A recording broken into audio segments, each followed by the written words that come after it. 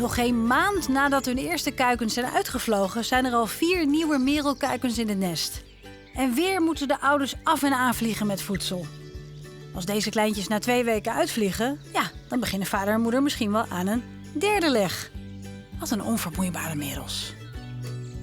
De torenvalken krijgen dit keer geen muis, maar een huismus. De kuikens eten en groeien goed. Ze passen nauwelijks nog onder de vleugels van hun moeder.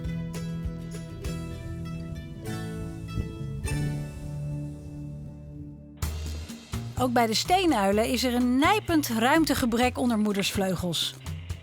Die kuikens, ze eten te veel. Ze worden te groot. Als moeder weg is, kruipen ze lekker tegen elkaar aan. Even bij elkaar voor de groepsfoto. Oh nee, bewogen.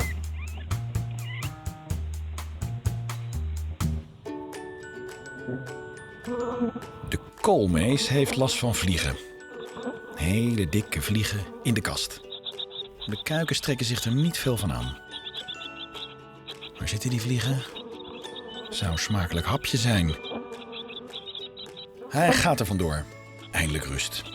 Daarna een goede spin. Moeder slechtvalk wacht ongeduldig op vader met zijn prooi. De kuikens hebben honger. Man slechtvalk zit op het dak om deze kieviet vakkundig te plukken. Ja jongens, even geduld. Nou, jullie komen echt niks tekort hoor, zo te zien.